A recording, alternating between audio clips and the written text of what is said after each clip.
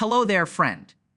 Welcome to this conversation, one that I hope will shed light on something many of us struggle to understand: the thin line between simply feeling worn out and facing something far more challenging. Before we dive into this exploration together, let me share something important with you. The insights I'm about to offer aren't meant to diagnose anyone.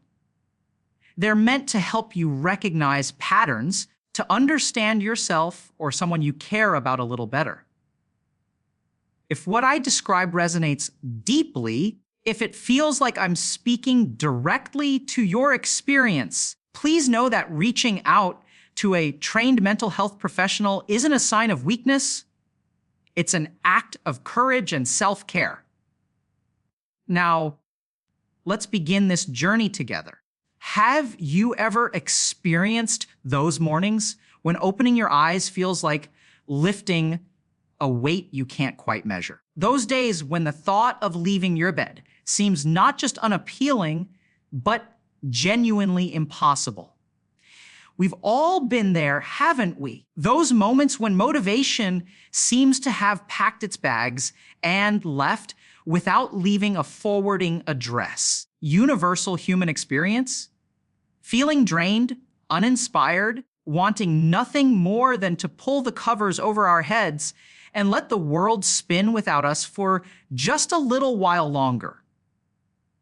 This feeling, this desire to disconnect and rest, is perfectly normal. Our bodies and minds need downtime, they need recovery, they need moments of stillness in a world that never seems to stop moving. But here's where things get complicated, where the waters become murky and difficult to navigate. We live in a culture that's become almost obsessed with productivity, with achievement, with the constant pursuit of more success, more wealth, more accomplishments to add to our resumes. This relentless focus has created something insidious within us, a quiet voice that whispers guilt whenever we're not actively working towards something, building something, achieving something. Think about it for a moment. When was the last time you took a break without feeling even a small pang of guilt? When did you last rest without that nagging sensation that you should be doing something more productive? This cultural programming runs deep, and it affects us in ways we often don't even recognize. We push ourselves beyond reasonable limits. We ignore the warning signs our bodies send us. We override our natural need for rest and recovery because we've been taught that stopping means failing, that resting means laziness. When you drive yourself to the point of exhaustion, when you operate under chronic stress for extended periods, the consequences are real and they're serious. Your mental health suffers.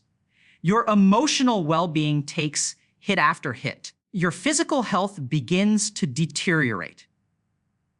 But here's the question that deserves our attention, the question that brings us to the heart of this conversation: what happens when it goes beyond simple exhaustion? What happens when what you're experiencing isn't just the natural result of working too hard, but something fundamentally different that requires a different kind of understanding and a different kind of help?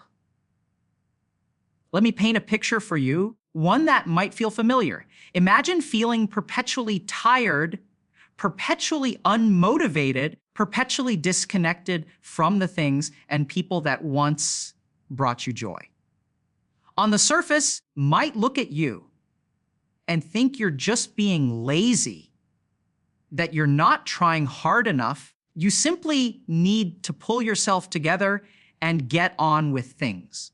But what if I told you that this assessment, while common, might be missing something crucial? What if what looks like laziness from the outside is actually something far more complex and far more serious from the inside? Understanding the difference between temporary fatigue and something more persistent requires us to look carefully at specific patterns, specific experiences, specific ways that our minds and bodies communicate with us.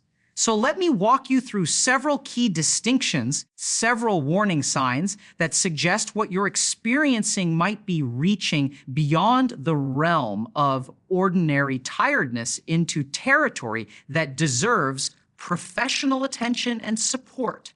The first major difference lies in how we respond to our own attempts at recovery. Think about times when you felt genuinely lazy or unmotivated in the past. Maybe you were stressed from work. Maybe you'd been pushing too hard for too long. Maybe you just needed a reset. In those situations, you could probably identify strategies that helped. Perhaps you made yourself a list of manageable tasks, breaking down overwhelming projects into smaller, more achievable steps.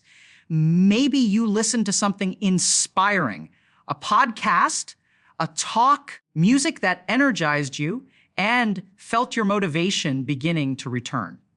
Perhaps you set small, realistic goals and felt a sense of accomplishment as you checked them off, momentum building with each completion. These strategies work when we're dealing with ordinary fatigue, because ordinary fatigue is, in a sense, a temporary state. It's our system saying it needs maintenance, needs care, needs attention. And when we provide that care, our system responds.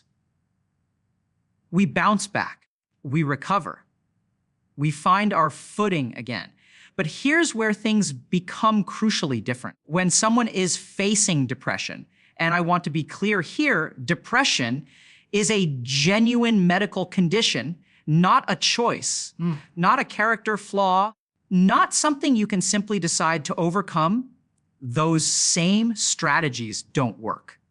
It's not that the person isn't trying hard enough. It's not that they're not motivated enough to get better. It's that depression operates on a fundamentally different level than simple tiredness. Depression isn't something you can snap your fingers and make disappear.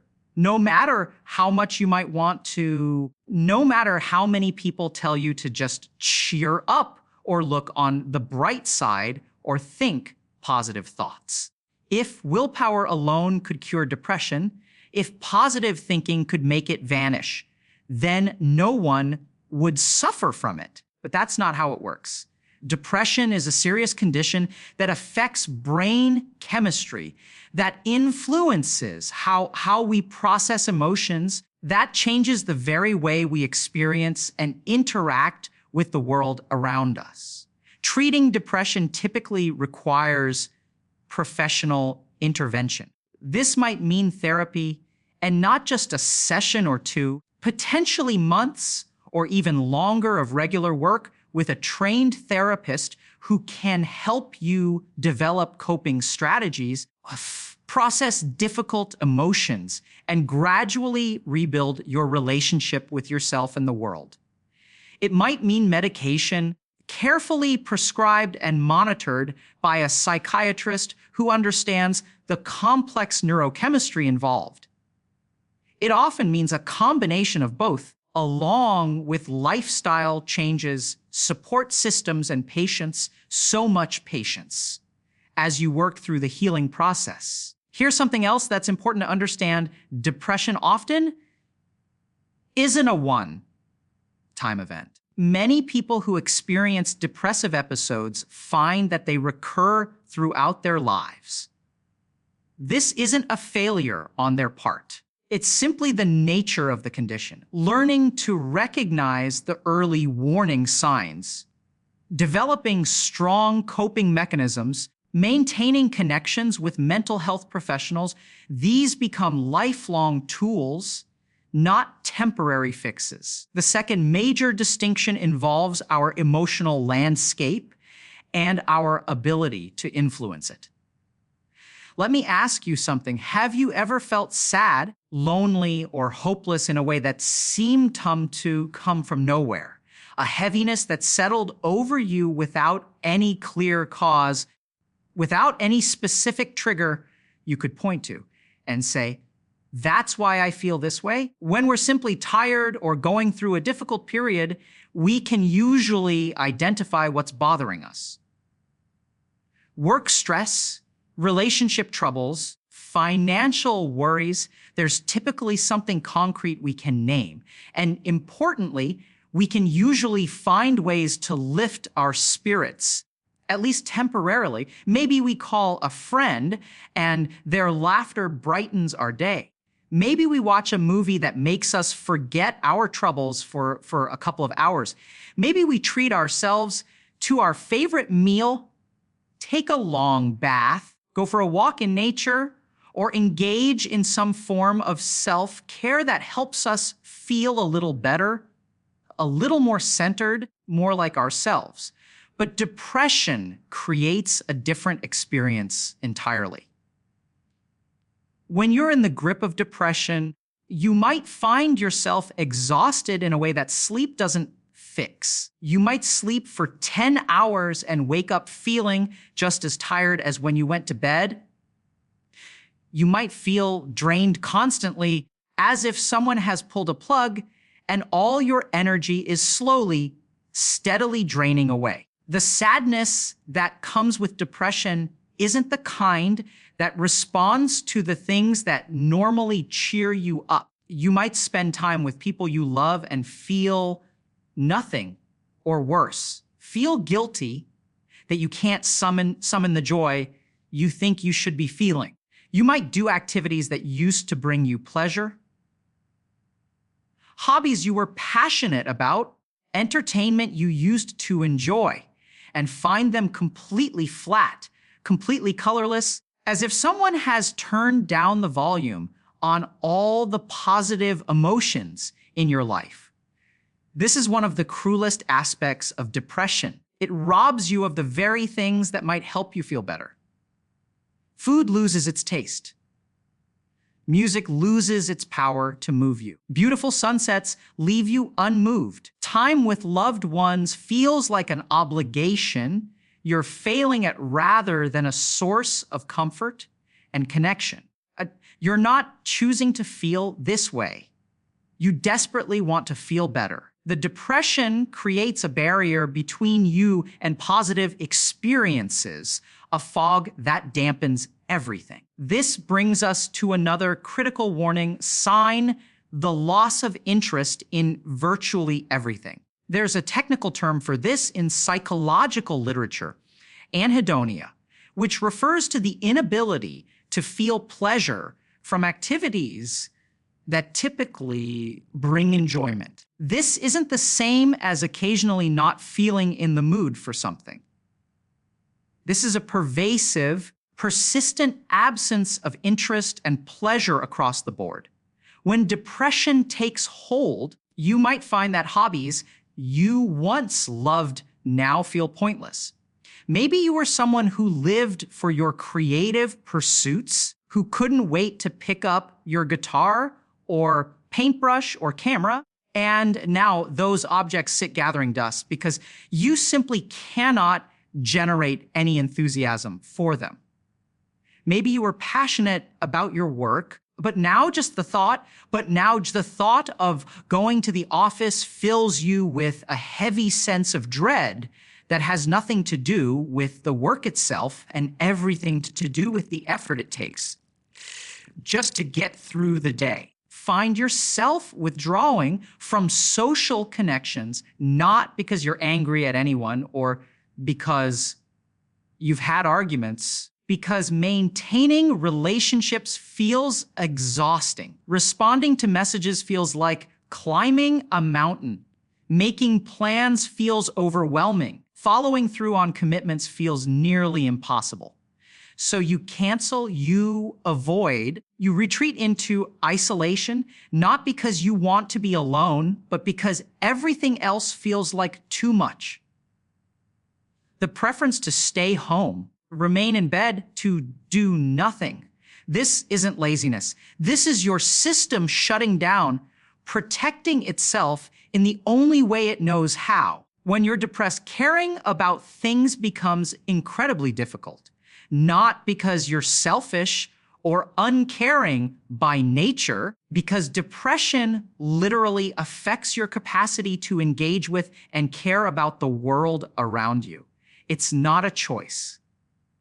It's a symptom. Now, let's talk about functionality, because this is where the impact of depression becomes impossible to ignore or minimize. Ask yourself these questions. Is your current state interfering with your ability to meet your responsibilities? You struggling to keep up with work or school in ways you never did before? Are your relationships suffering because you can't seem to show up for the people in your life?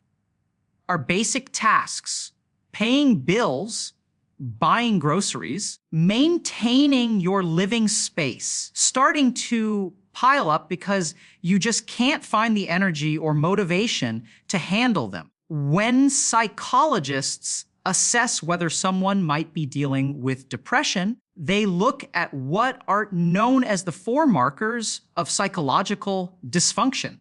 These markers help differentiate between normal variations in mood and behavior versus patterns that suggest a clinical condition requiring intervention. The first marker looks at whether the behavior deviates significantly from what's considered normal. Everyone has off days. Is what you're experiencing so different from your baseline that it's noticeable to others and to yourself? The second marker examines distress. Are you suffering? Is this causing you significant emotional pain? Remember, depression isn't just feeling sad. It's often feeling numb, feeling hopeless, feeling trapped in a state you can't escape. Third marker considers danger. Is your condition putting you or others at risk? This is particularly important if you're having thoughts of self-harm, which always requires immediate professional attention. The fourth marker looks at dysfunction. Is your condition interfering with your ability to function in major areas of life?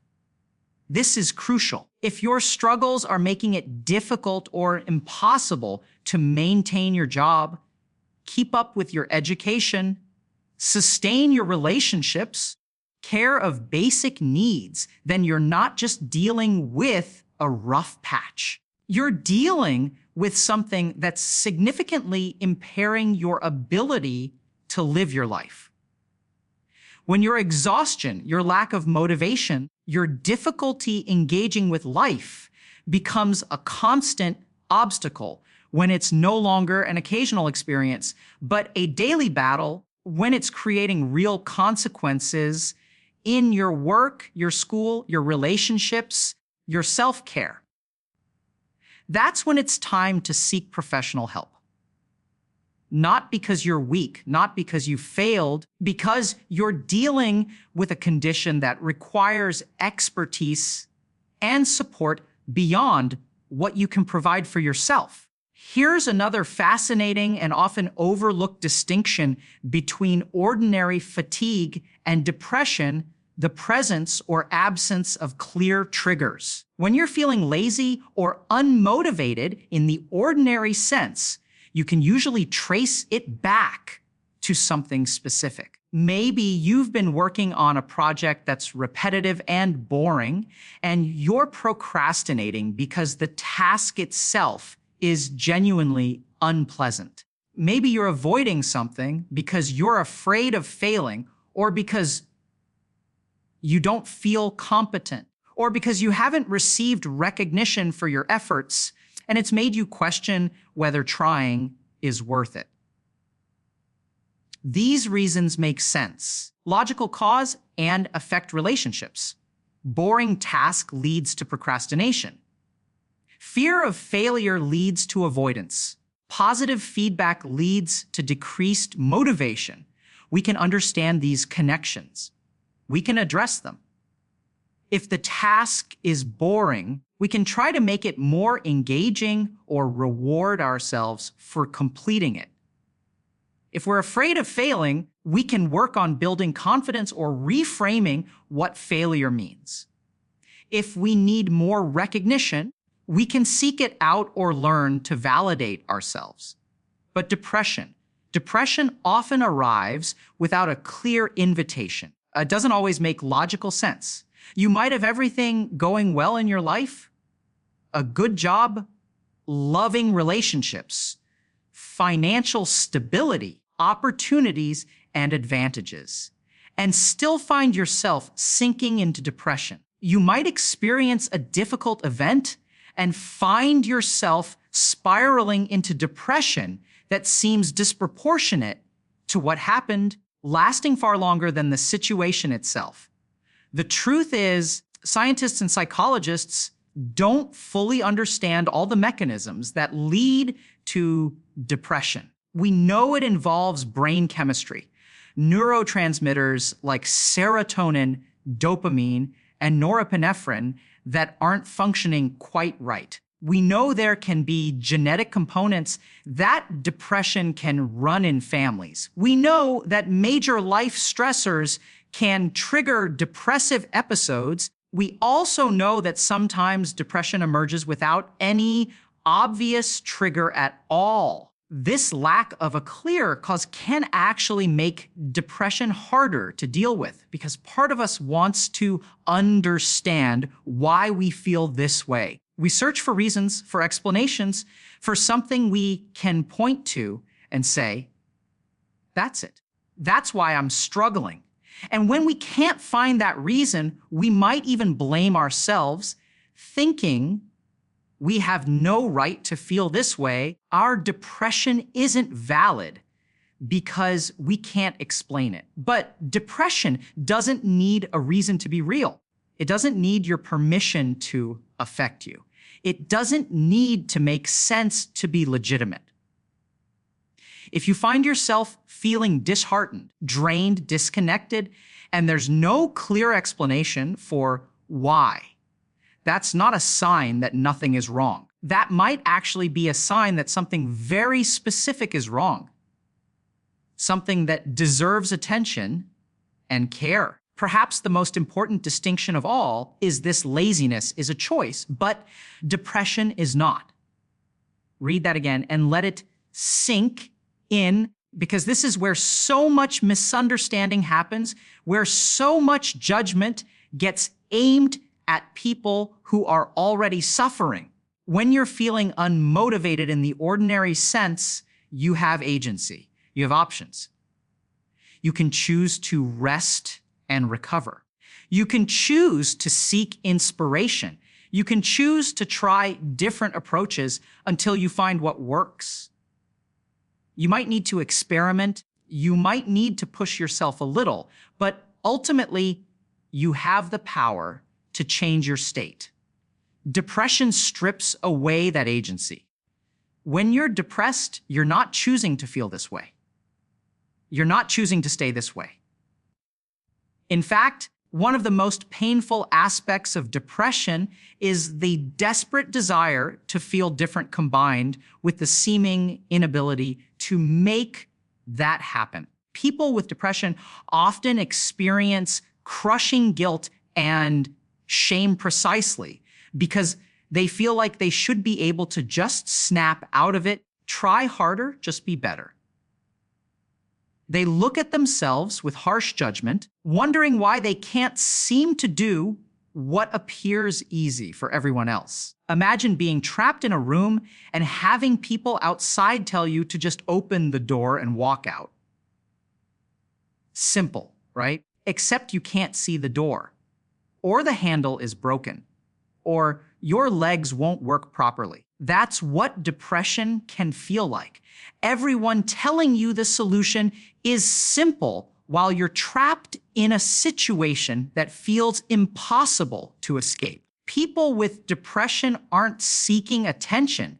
They're not being dramatic. They're not exaggerating their experience for sympathy. They're genuinely suffering from a condition that affects every aspect of their lives.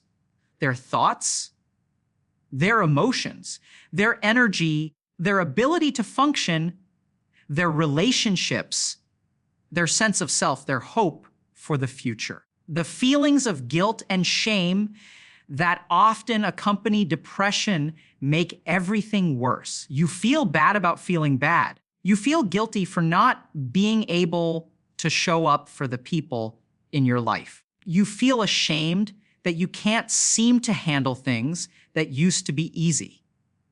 You feel like a burden, like you're failing, you're fundamentally broken in some way. These feelings aren't the truth about who you are. They're symptoms of the depression itself, the depression lying to you about your worth and your future. Understanding depression as an illness rather than a choice changes everything. When someone has diabetes, we don't tell them to just choose to produce more insulin. When someone breaks their leg, tell them to just decide to walk normally. We recognize these as medical conditions requiring medical treatment. Depression deserves the same recognition, the same compassion, the same access to appropriate care. Treatment for depression isn't a luxury or an indulgence. It's healthcare, plain and simple. Just as you'd see a doctor for persistent physical pain, you should see a mental health professional for persistent psychological pain. Therapy provides tools and strategies for managing symptoms, processing difficult emotions, changing unhelpful thought patterns, and rebuilding a life that feels worth living. Medication, when appropriate, can help correct the chemical imbalances that contribute to depression, making it possible for other interventions to work more effectively. Recovery from depression isn't usually linear. There are good days and bad days, steps forward and steps back. Progress might be slow and subtle, small improvements that accumulate over time rather than dramatic, sudden changes. This requires patience with yourself and from others. It requires persistence, continuing with treatment even when it feels like nothing is working. It requires hope, even borrowed hope from therapists, loved ones, or the simple statistical fact that most people who seek treatment for depression do ultimately feel better. One of the most important things to understand is that seeking help isn't a sign of weakness. It's actually a sign of strength, of wisdom, self-awareness. It takes courage to admit you're struggling. It takes humility to accept that you need support. It takes hope to believe that things can get better even when your current experience suggests otherwise. If you're reading this and recognizing yourself in these descriptions, if you're seeing patterns in your life that mirror what I've been discussing, I want you to know several things. First, you're not alone. Depression is remarkably common. It affects millions of people across all demographics, all backgrounds, all circumstances. It doesn't discriminate. It doesn't mean you're weak or flawed. It means you're human dealing with a condition that humans sometimes face. What you're experiencing is real and valid, whether or not others understand it, whether or not you can fully explain it, whether or not it makes logical sense. Your suffering matters. Your experience matters. You matter. Third, there is help available. Help can make a real difference. Therapy works. Medication works. Support groups work. Combination approaches work. The specific path to feeling better might be different for each person, but the destination, a life where you feel more like yourself, joy is possible again, where hope isn't just a word. That destination is reachable. Fourth, reaching out for help is not an admission of defeat. It's the first step toward feeling better. Whether that means talking to your regular doctor, contacting a therapist, calling a helpline, confiding in someone you trust who can help you access resources. That first step matters. It's hard. Be one of the hardest things you do, but it's also one of the most important. If someone you care about is showing signs of depression, your role is crucial too. You can't fix their depression for them, but you can offer support, compassion, and practical help. Believe them when they tell you they're struggling. Don't minimize their experience or offer simplistic solutions. Take their withdrawal personally. It's not about you. Help them access professional support. Be patient with their recovery. Check in regularly. Understand that supporting someone with depression can be challenging, and make sure you're taking care of your own well-being too. The journey through depression and back to health isn't easy. It's a journey worth taking, and it's a journey that no one should have to take alone. Mental health is health. Psychological pain is pain. Just as we wouldn't expect someone to endure untreated physical pain indefinitely, we shouldn't expect anyone to endure untreated psychological pain either. Our society is slowly becoming more understanding about mental health. We still have a long way to go. There's still stigma, still misunderstanding, still judgment directed at people who are already suffering.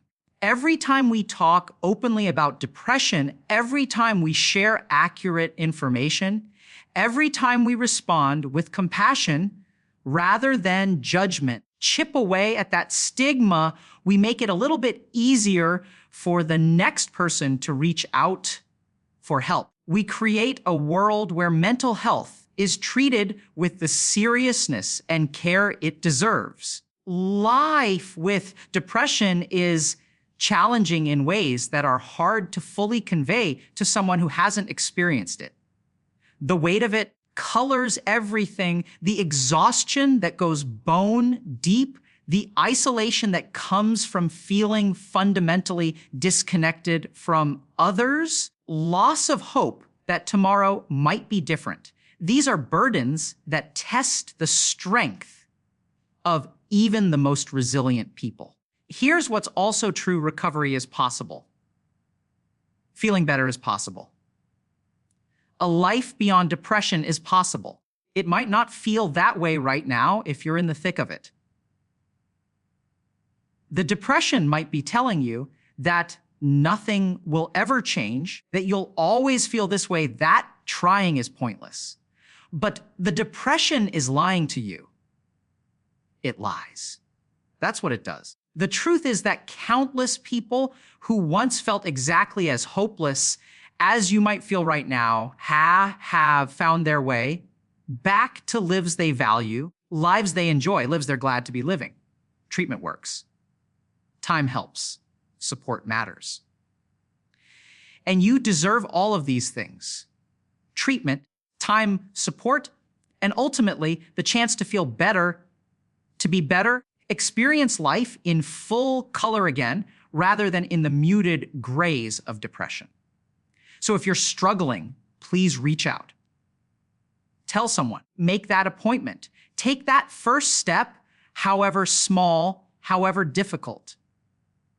You don't have to have all the answers. You don't have to have a perfect plan. You just have to be willing to try, to seek help, to hold on to the possibility that things can improve. If you're not struggling yourself, but you know someone who is, offer them compassion.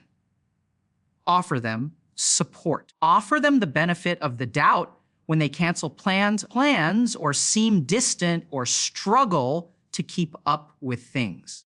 Depression is an invisible illness, but it's a real one with real impacts on real lives. Your understanding and support might make more difference than you realize. We all have a role to play in creating a world where mental health is taken seriously, where getting help for depression is as normal and accepted as getting help for any other health condition. Suffering in silence is no longer the default, where hope and healing are available to everyone who needs them. This conversation we've been having, this exploration of the difference between ordinary tiredness and something more serious, it matters. Understanding matters. Awareness matters. And most of all, compassion matters. Compassion for others who are struggling and compassion for ourselves when we're the ones who need help. Thank you for taking this journey with me, for reading these words, for being open to understanding something that affects so many people, yet remains misunderstood by so many others. Whether this information is for yourself or for someone you care about, I hope it proves useful. I hope it brings clarity or comfort or the courage to take whatever next step is needed. Remember, you are not alone. What you're experiencing is real. Help is available. Feeling better is possible. Hold on to that. Let it be the light that guides you through the darkness. And know that reaching out for help isn't giving up. It's taking the first brave step toward the life you deserve to live.